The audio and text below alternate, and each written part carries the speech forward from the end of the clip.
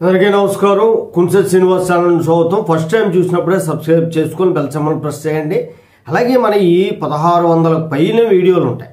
అవన్నీ చూస్తే మీకు డౌట్ క్లియర్ అవడంతో పాటు మీ కేసుకి చాలా ఉపయోగం. నేను ఏదో కామెంట్లో చిన్న ముక్క చెప్పడం కాదు. నా వీడియో మొత్తం చూసి సుప్రీంకోర్టు హైకోర్టు జడ్జిమెంట్స్ అయితే అవి డిస్క్రిప్షన్ బాక్స్లో లింక్ ఉంటుంది. మీరు డౌన్లోడ్ చేసి చూసుకోండి. తర్వాత మీ లాయర్ గారికి చెప్పండి ఫలానా సుప్రీంకోర్టు లేదా హైకోర్టు జడ్జిమెంట్ వచ్చింది అని చెప్పి. అది మీకు ఉపయోగం.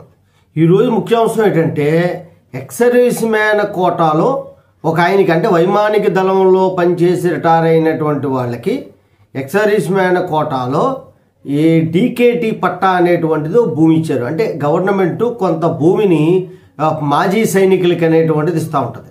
ఇప్పుడు ఇచ్చింది 29 సంవత్సరాల కిందట ఇచ్చింది. ఆ భూమిని ఏం చేశారు, ఆ పట్టాన్ని రద్దు చేస్తూ అక్కడ ఉన్నటువంటి తహసీల్దార్ ఉత్తర్వులు జారీ చేశాడు.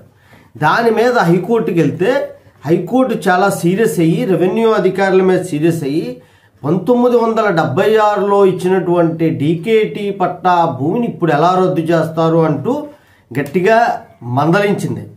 అయితే ఏంటి అంటే వాళ్ళ కుటుంబ సభ్యులే వాళ్ళు గొడవపడి కుటుంబ సభ్యులు కంప్లైంట్ ఇచ్చారు. కంప్లైంట్ ఇస్తే దాన్ని ఆధారంగా చేసుకుని అక్కడ ఉన్నటువంటి తహసీల్దార్ ఏం చేశాడంటే ఆ భూమిని ఆ పట్టాను రద్దు చేస్తూ ఉత్తర్వులు జారీ చేశాడు. ఇతను హైకోర్టు సింగిల్ బెంచ్కి వెళ్ళాడు. సింగిల్ బెంచ్ ఏం చెప్పింది అంటే ఇలా మందలించింది, ఇలా తప్పు, ఇలా చేయకూడదు అని చెప్పి 29 సంవత్సరాల కిందట ఇచ్చిన భూమిని ఇప్పుడు ఎలాగా మీరు రద్దు చేస్తారో, ఏదైనా సాగు చేయలేదు అని అనుకుంటే ఈ 3 సంవత్సరాల లోపే మీరు చర్యలు తీసుకోవాలి, 29 సంవత్సరాల తర్వాత ఎలా చర్యలు తీసుకుంటారు అని చెప్పేసి. తర్వాత రెవెన్యూ వాళ్ళు ఊరుకోరు కదా, వాళ్ళు అప్పీల్కి వెళ్ళారు. అప్పీల్ కూడా అదే చెప్పారు. అప్పీల్లో కూడా మీరు తప్పు చేశారు రెవెన్యూ డిపార్ట్మెంట్ అని చెప్పారు. ఇవి ఎక్కడ జరిగిందంటే కడపలోని పొద్దుటూరు మండలం రాజేశ్వరం గ్రామానికి చెందినటువంటి జింకా చంద్రాయుడు అనేటువంటి ఎక్స్ సర్వీస్ మ్యాన్కి ఎప్పుడు ఇచ్చారు, 1976లో 236/A2 సర్వే నెంబర్లో 5 ఎకరాలు 2 సెంట్లు ఇచ్చారు. వాళ్ళ తమ్ముడు చనిపోయాడు. తమ్ముడు కొడుకులు ఇద్దరు గొడవపడ్డారు భూమి దగ్గర. భూమి దగ్గర గొడవపడి వాళ్ళు ఇచ్చిన కంప్లైంట్ ఆధారంగా తహసీల్దార్ వాళ్ళతో కొల్లుడయి ఈ పట్టాన్ని రద్దు చేశారు. ఇప్పుడు బాగానే ఉంది. కానీ ఇప్పుడు హైకోర్టు ఇతనికి ఫేవర్గా ఇచ్చింది కాబట్టి ఇబ్బంది లేదు.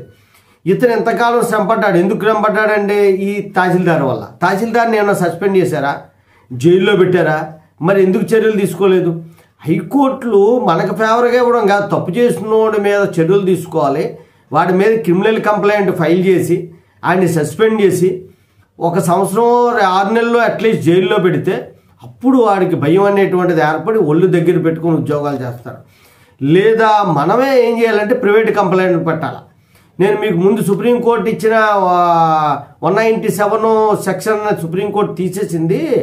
ఈ ప్రభుత్వ అధికారులకు పర్మిషన్ లేకుండానే ప్రైవేట్ కంప్లైంట్ ఫైల్ చేయొచ్చు అని చెప్పేసి మన ముందు వీడియోలో పెట్టారు. అలాగైతే ఎంఆర్ఓల మీద కూడా పోలీస్ కంప్లైంట్ ఇచ్చి రిజిస్టర్ పోస్టులో అది తీసుకున్న తర్వాత వాళ్ళ అధికారులందరికీ కూడా కంప్లైంట్ పెట్టి ఏం చర్యలు తీసుకున్నారని చెప్పి లీగల్ నోటీస్ ఇచ్చి ప్రైవేట్ కంప్లైంట్ వేయండి. మెజిస్ట్రేట్ కోర్టులో ప్రైవేట్ కంప్లైంట్ వేసి ఈ జడ్జిమెంట్ కాపీ ఏదైతే ఉందో హైకోర్టు ఇచ్చింది అది కూడా అందులో ఫైల్ చేస్తే వాళ్ళు కోర్టులో శిక్ష పడడానికి ఎంత అవకాశం ఉంటుందో అంతా ప్రయత్నం చేస్తే ఎంఆర్ఓలు ఎవరైతే ఇచ్చారో విఆర్ఓ లేదంటే అక్కడ ఉన్నటువంటి ఆర్ఐలు వీళ్ళందరికీ కూడా పనిష్మెంట్ పడుతుంది. అప్పుడు భయం ఉంటుంది. నేను గెలిచాం కదా అని వదిలేయకూడదు. ఖచ్చితంగా వాళ్ళకి శిక్ష పడే విధంగా మీరు ప్రయత్నం చేయాలి. చేస్తే ఇంకొక ఎంఆర్ఓ ఎప్పుడు కూడా చేయడం. అది నేను చాలా సందర్భాల్లో చెప్పాను. మన దాంట్లో చాలా వీడియోలు ఉన్నాయి. సుప్రీంకోర్టు జడ్జిమెంట్ ఇది నేను లా ప్రకారం చెప్తున్నాను. నాకు వాళ్ళకి వివాదం లేదు. అది మీకు ఉన్న వివాదాలే.